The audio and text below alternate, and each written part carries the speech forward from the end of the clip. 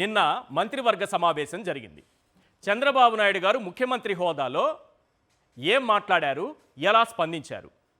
ఇప్పుడు నేను సాక్షి దినపత్రికని ఇక్కడ ప్రజెంట్ చేసి సాక్షి దినపత్రికలో ఇలా అన్నారు, చంద్రబాబు నాయుడు గారు స్పందించలేదు అని నేను చెప్పాను అనుకో, మీరు కొంతమంది నన్ను ట్రోల్ చేయొచ్చు, తిట్టచ్చు, నమ్మన్రా అనొచ్చు, ఏమైనా అనొచ్చు, ఎటువంటి కామెంట్స్ అయినా చేయొచ్చు. అందుకే మీరు నమ్మే, అంటే చంద్రబాబు మనుషులుగా మీరు నమ్మే ఈనాడు, ఆంధ్రజ్యోతి, చంద్రబాబుకు మాత్రం ఊడిగం చేసేటటువంటి కొన్ని పత్రికలను, బాబు గారి పత్రికలను ఒక రెండు చూపిస్తాను.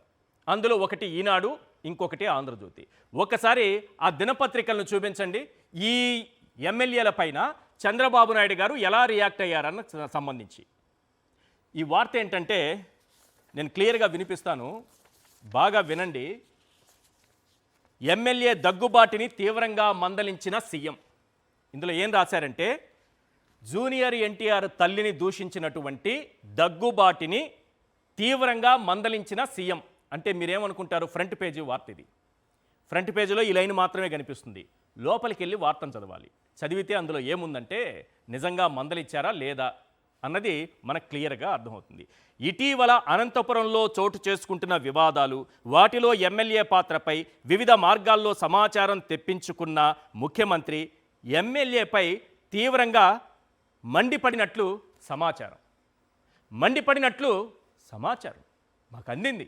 ఆయనే మండిపడ్డారో లేదో మనకు తెలియదు, నాకు కొంత సమాచారం వచ్చింది అని రామోజీరావు గారి ఆత్మ ఈనాడు దినపత్రికలో రాసుకుంది. కిరణ్ గారు దగ్గరుండి రాత్రంతా మేలుకొని రాసినటువంటి రాత. నెక్స్ట్ చూడండి, అది సమాచారం. ఎమ్మెల్యే వివరణ ఇచ్చేందుకు ప్రయత్నించగా వినేందుకు కూడా సీఎం ఇష్టపడలేదని తెలిసింది. మాకు తెలిసిందే. చంద్రబాబు నాయుడు గారు అన్నారో ఏమో మాకు తెలియదు, మా రూట్లో మేము తెలుసుకున్నాము, మాకు తెలిసింది. కిరణ్ గారు రాత్రంతా మేలుకొని తన తండ్రి గారి ఆత్మ సంతృప్తి పడేలా ఈ వార్తను వండివార్చారు. నెక్స్ట్ లైన్ చూడండి. తనకు అన్నీ తెలుసునని, ఏమీ చెప్పాల్సిన అవసరం లేదని, పద్ధతి మార్చుకోకపోతే ఉపేక్షించబోనని తీవ్ర స్వరంతో హెచ్చరించినట్టు సమాచారం. హెచ్చరించారు అని లేదు, మందలించారు అని లేదు, ఆగ్రహం వ్యక్తం చేశారని లేదు, ఆగ్రహించినట్టు సమాచారం. మందలించినట్టు మాకు తెలిసింది, మందలించారని తెలిసింది, హెచ్చరించారని తెలిసింది, ఉపేక్షించబోనని తీవ్ర స్వరంతో ఆయన మాట్లాడినట్టు మాకు సమాచారం అందింది. ఇది మన రాతలు.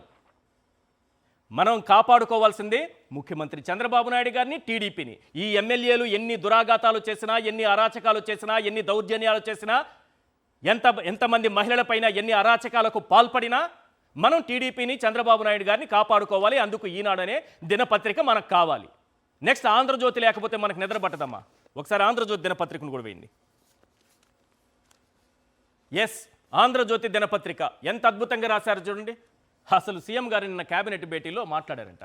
ఎన్నిసార్లు చెప్పినా వినరేం, గాడి తప్పుతున్న ఎమ్మెల్యేలపై సీఎం సీరియస్. కళ్ళు పెద్దవి చేసుకొని చదవాలి మనం చదివేటప్పుడు. సీఎం సీరియస్ అని పెద్దవిగా చేసుకొని కళ్ళు మీరు చదవండి. కళ్ళు పెద్దవి చేశారు కాబట్టి పనిలో పనిగా ఆ లోపల మ్యాటర్ కూడా ఒకసారి చదవండి. అందులో ఏం రాసుకొచ్చారంటే, పదే పదే తప్పులు పునరావృతమైతే కఠిన చర్యలు తప్పు. ఇప్పుడు మీరు చేశారు కదా తప్పులు, ఇది పదే పదే అంటే ఆ మహిళని వేధించడం మళ్ళీ చేస్తే పదే పదే, రేపు చేసుకోవచ్చు, మళ్ళీ కొద్ది రోజుల తర్వాత మళ్ళీ చేయొచ్చు. ఇప్పుడు తల్లిని దూషించారు కదా, జూనియర్ తల్లిని, అది దూషించవచ్చు, పదే పదే చేయకూడదు. సీఎం గారు పదే పదే చేయకూడదు ఏంటి సార్? పదే పదే ఏంటి పునరావృతం కాకుండా? పునరావృతం కాకుండా అంటే ఏంటి? ఈసారి క్షమించేశాను, నెక్స్ట్ టైం మీరు ఈ తప్పులు చేయకండి అంటే ఇప్పుడే కాదు, పదే పదే ఇంకో 9 సార్లైనా చేసుకోండి, 10వ మాత్రం వదలను. ఎందుకంటే పార్టీకి కొంచెం నష్టం జరిగే ప్రమాదం ఉంది. చూడండి ఎంత బాగా అన్నారు. ఈ విషయాన్ని ఇన్ఛార్జ్ మంత్రులు మీ పరిధిలోని ఎమ్మెల్యేలకు చెప్పాలి. ఇప్పుడు బాధ్యత ఎవరిదంటే ఇన్ఛార్జ్ మంత్రులది. వీళ్ళంతా కూడా ఎమ్మెల్యేలకు చెప్పాలట. ఇంకా చాలా ఉన్నాయి, చెప్తా నేను. ఇవి చెప్పే ముందు ఇన్ఛార్జ్ మంత్రులు ఏం చేస్తున్నారయ్యా అని మనం తెలుసుకోవాలి కదా, చాలా ఇంపార్టెంట్ కదా అది. ఇన్ఛార్జ్ మంత్రులు ఏం చేస్తున్నారంటే, జిల్లాలకు వెళ్ళి సిగ్గుచేటు చెప్పుకుంటే, సిగ్గుచేటు నేను వినిపిస్తా మీకు. సిగ్గుచేటు టీడీపీ అధికార ప్రతినిధి సుధాకర్ రెడ్డి ఈరోజు ఏబిఎన్ అనేటటువంటి ఛానల్లో కూర్చొని ఇన్ఛార్జ్ మంత్రులు ఏం చేస్తున్నారా అంటే జిల్లాలకు వెళ్ళి రూములు తీసుకొని ఏం చేస్తున్నారని ఆయన నోటితో మీరే వినండి. టీడీపీ వ్యక్తి లాడ్జిల్లోకి తీసుకెళ్ళి ఎమ్మెల్యేలు సరసాలు అలా అవి ఆ వీడియో వస్తుంది. పుటసాలు చూడడానికి ప్రజలు ఇష్టపడతారు, అది సోషల్ మీడియాలో వైరల్ అవుతుంది. అలాగే లేకపోతే ఇంకొకటి అడవిలో పోతాడు, ఉద్యోగుల్ని కొడతారు. మంత్రులకి ఎమ్మెల్యేలని కట్టడి చేయమని మంత్రులకి ఇచ్చారండి. మంత్రే తప్పు చేస్తే అది కంచే చేను మేస్తే నాకు నేను పేర్లు చెప్పను, ఏమనుకోకండి. చెప్పకండి సార్, నేను చెప్తాను పేర్లు. ఆయన ఎప్పుడు కూడా 5 స్టార్ 7 స్టార్ హోటల్లో దిగుతారు. దిగినప్పుడు ఆయనకు ఒక గది ఉండదు, పక్కన ఒక గది తీసుకుంటారు. ఆ గది వరకు అందరికీ తెలుసు. ఆయన వస్తారు, మందు తాగుతారు, ఇంకా ఏదో చేస్తారు, సరసాలు చేస్తారు, వెళ్ళిపోతారు. మందు తాగుతారు, సరసాలు చేస్తారు, వెళ్ళిపోతారు. అలాంటి వాళ్ళు ఎందుకంటే రాష్ట్ర అధికార ప్రతినిధిని విశేషమైన రాజకీయ అనుభవం ఉందండి. నేను చాలా మంది ముఖ్యమంత్రులు, ప్రధానులు అందరితో తిరిగాను, నాకు చాలా అనుభవం ఉంది. నాకే ఆయన దొరకడు, నాకు దొరకడు. ఆయన దగ్గర ఇంకొక అమ్మాయి ఉంటుంది, ఆ అమ్మాయిని అడిగి ఇంకెవరో వెళ్ళాను. అంటే ఏమనుకోక, నాకు కడుపు ఖాళీ చెప్తున్నాను. టీడీపీ అధికార ప్రతినిధి ఎవరో వేరే పార్టీ నుంచి వస్తారు. అంటే మన కర్మ, పార్టీలో ఇంత పెద్ద స్థాయిలో ఉన్న నాకే దిక్కు లేదండి, దిక్కు లేదు. నేను మీకు వాస్తవం చెప్తాను, నేను తిరుపతిలో ఉంటున్నాను. ఎవరు మంత్రులు వచ్చినా లీడర్లు వచ్చినా పోవడం మానేశాను, నిజం చెప్తున్నా. నన్ను చాలా మంది మా వాళ్ళు కూడా ప్రోగ్రామ్స్ కమిటీ వాళ్ళు, సార్ మీరు ఆడుకోలేదు, నేను పోనయ్యా నీకు దండం పెడతాను. అక్కడ పోతే నాకు తలనొప్పి వస్తుందండి, తలనొప్పి వస్తుంది. ఆ స్ట్రెస్ తట్టుకోలేక, చూడలేక ఆ వైభవాలని. ఇది పరిస్థితి. జిల్లా ఇన్ఛార్జ్ మంత్రులు ఏం చేస్తున్నారంటే ఆయన చెప్తున్నారు క్లియర్గా, రూములు తీసుకొని తాగి జల్సాలు చేస్తూ ఈయనకు ఒక రూము, పక్కన ఇంకొక రూమ్ ఉంటుందంట. అది ఎందుకో అందరికీ తెలుసు అంటున్నారు. ఆయన తిరుపతి కాబట్టి తిరుపతి జిల్లాకు సంబంధించినటువంటి ఇన్ఛార్జ్ మంత్రి గారు ఏం చేస్తున్నారో, ఏ పేరు నేను ఎందుకు చెప్పడం, మీరు ఒకసారి లిస్టు చూసుకోండి, ఏ జిల్లాకి ఏ మంత్రి ఉన్నారనేది. వారు చెప్పింది, ఇది నా నోటితో నేను చెప్పింది కాదు సార్. మీ పార్టీ అధికార ప్రతినిధి మీ పార్టీకి ఇచ్చినటువంటి సూచన, జిల్లాలకు సంబంధించినటువంటి జిల్లాలకు సంబంధిత మంత్రులు, బాధ్యతలు నిర్వర్తించే మంత్రులు, ఆ మంత్రులు ఏం చేస్తున్నారంటే జిల్లాలకు వెళ్ళి రూములు తీసుకొని జల్సాలు చేస్తున్నారని మీ పార్టీ అధికార ప్రతినిధి మీ అధికార ఛానల్లో కూర్చొని చెప్తున్నారు.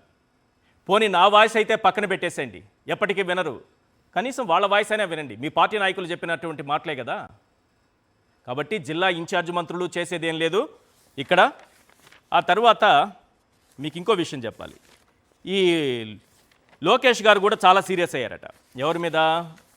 మన జూనియర్ ఎన్టీఆర్ తల్లిగారి మీద, బూతులతో రెచ్చిపోయిన వ్యక్తి మీద సీరియస్ అయ్యారట. ఆయన కలవలేదు అసలు. అక్కడ జరిగింది క్యాబినెట్ భేటీ కదా. క్యాబినెట్ భేటీకి ఎమ్మెల్యే ఎందుకు వస్తారు? అంటే మనం అమాయకులం కాబట్టి, మనం ఎలాగో ఓట్లు వేసేసాం కాబట్టి ఇక మన మాటే చెల్లుబాటు అవుతుంది, మనం ఏం చెప్పినా జనం నమ్మేస్తారు, మన పేపర్లో ఏం రాసినా జనం అదే నిజం అనుకుంటారని రాసేస్తారు ఈనాడులో, ఆంధ్రజ్యోతిలో. క్యాబినెట్ భేటీకి మంత్రులు వస్తారు కానీ ఎమ్మెల్యేలు వస్తారా? తీవ్రంగా హెచ్చరించారంట లోకేష్ గారు. ఎంత తీవ్రత అంటే ఆ తీవ్రత కూడా మీకు ఒకసారి చదివి వినిపిస్తా. 7 ఎమ్మెల్యేలను కంట్రోల్ చేయలేరా? సానుకూలతలన్నీ ఎన్ని వెనక్కి నెట్టేసేలా మన ఎమ్మెల్యేలపై వివాదాలపై, వాడు చేస్తున్నటువంటి వివాదాలపై చర్చ. ఇది చాలా ప్రమాదకర సంకేతం. క్యాబినెట్ భేటీకి ముందు మంత్రులతో లోకేష్. వాళ్ళతో మాట్లాడితే ఎవరికేం లాభం సార్? మీరు పిలిపించి ఇందులో ఎవరిలో ఒక్కరినైనా సరే మందలించారా? ఒక్కరినైనా సరే చర్యలు తీసుకున్నారా? ఒక్కరిపైనైనా సరే మీరు ఆగ్రహం వ్యక్తం చేశారా? ఏమి యాక్షన్ తీసుకున్నారు సార్? ఏమీ లేదు. మంత్రులతో చెప్పారట ఈ ఎమ్మెల్యేల పనితీరు బాగాలేదని లోకేష్ గారు మంత్రులతో చెప్పారట. క్యాబినెట్ భేటీకి ముందు ఏదో టీలు టిఫిన్లు తాగుతూ అప్పుడు చెప్పారట. అయితే సరిపోయిందా? రాష్ట్రానికి మేలు జరిగిపోయినట్టేనా? న్యాయం జరిగిపోయినట్టేనా? చంద్రబాబు నాయుడు గారేమో పదే పదే పునరావృతం చేయకండి అన్నారు. ఇప్పుడు తప్పు చేసినా సరే పర్లేదట, పదే పదే చేయకండి మీరు. ఇప్పుడు పదే పదే చేస్తేనే ప్రాబ్లం, కాబట్టి పదే పదే చేయకండి అని ఆయన అంటారు. లోకేష్ గారేమో సింపుల్గా మంత్రులతో చెప్తారట. మంత్రులకు చెప్పేశారు, అయిపోయింది, ఇంకా సమస్య సాల్వ్, ఇక్కడికి క్లోజ్